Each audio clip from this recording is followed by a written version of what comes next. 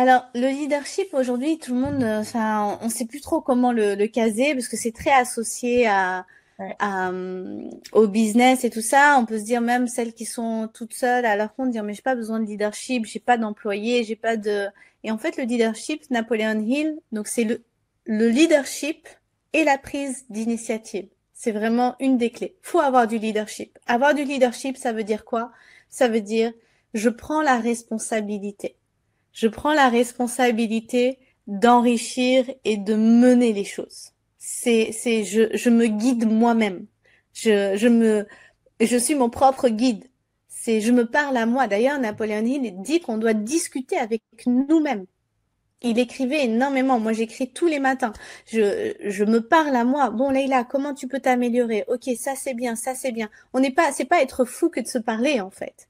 C'est le retour de conscience. C'est comme ça qu'on structure notre conscience. Donc c'est vraiment, euh, c'est comme si cette capacité d'observation, de se regarder faire, et on devient entre guillemets, comme je dis moi souvent, son propre coach.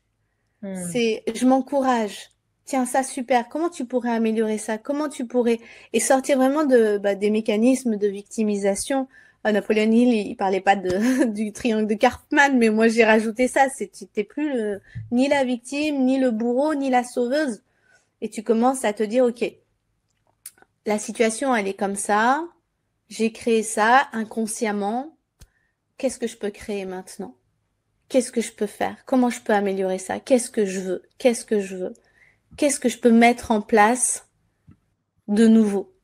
Et c'est là où l'initiative, elle est super importante parce que l'initiative, c'est la capacité de faire quelque chose sans quelqu'un te l'ait dit. Et souvent, moi, j'accompagne beaucoup de femmes entrepreneuses euh, qui étaient dans le salariat, mais qui pensent comme un salarié. Un salarié, il arrive, il a sa liste de tâches, il fait ça, ça, ça, ça, ça. Là, il y a pas de prise d'initiative en fait. Et quand on est à son compte, on peut pas penser et attendre que quelqu'un nous dise. On doit nous-mêmes se poser des questions. Comment je peux m'améliorer? Qu'est-ce que je peux faire aujourd'hui? Comment je peux et ça demande d'amener de la nouveauté, d'anticiper des besoins, d'emmener du service. Comment je peux être utile? Comment je peux m'améliorer?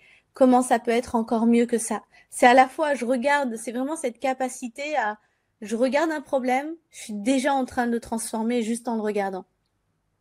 Donc Hmm. ça, c'est toute une gymnastique. Ça veut dire, je sais pas, tu vois un truc par terre et ça va résonner chez plein de gens. Je sais plus dans quel sketch il dit oui, il y a un aspirateur et les hommes sont capables de l'enjamber. Mais là, je vois un objet qui traîne et, et au lieu de me dire, ah là là, qu'est-ce que ça fait là par terre? Je Hmm. suis déjà en train de le ranger à sa place ou en train d'aller dire à mon fils, écoute, chouchou, ça va ici. Mais je trouve déjà la solution pour que ça se répète pas, en fait. Donc c'est toute cette mécanique-là de structuration de sa conscience, de responsabilité sur les événements de la vie et pas être en train de subir dès qu'il y a un problème, un challenge, alors que c'est que des opportunités à chaque fois. Donc ça, la notion de leadership, d'initiative, c'est pareil, c'est sortir de cette passivité où on attend qu'on vienne nous dire fais ci, fais ça, mais plus J'allais dire, on n'est pas toujours conscient qu'on manque de leadership. C'est difficile parfois à reconnaître qu'on est un peu dans la victimisation. Comment est-ce que tu peux nous aider un peu à discerner comment t'aiderais quelqu'un à percevoir s'il en manque un peu dans sa vie ou s'il est plutôt en bonne voie? Alors, comment on peut le voir? On peut le voir par exemple en mode oui, mais j'y peux rien, c'est la société, oui, mais en ce moment c'est compliqué. C'est un peu c'est une victimisation inconsciente où bah, je subis ma réalité en fait. Ou Hmm. dans le couple, par exemple, on peut se dire oui, mais c'est pas moi, c'est lui. J'y peux rien, il est comme ça, il veut pas changer. Hmm. Et alors que si je reste en position de leader, je me dis bon comment je peux enrichir mon couple? Comment je peux continuer à rayonner et à l'inspirer en fait? Donc Hmm. ça demande vraiment de toujours revenir sur qu'est-ce qui est sous mon contrôle à moi, qu'est-ce qui est sous mon contrôle et de ne pas nourrir l'impuissance, de ne pas juste mettre son énergie sur... En fait, quand on est leader, on est toujours en train de se focaliser sur les choses qui sont sous notre contrôle. Faire que quelqu'un soit joyeux, c'est pas sous mon contrôle. Faire que moi, je passe un bon moment tout en étant avec cette personne qui fait la tête, ça, c'est mon contrôle. Tu vois, c'est très subtil, en fait. Bien sûr. Et on a tout contrôle, tout pouvoir dans ce sens.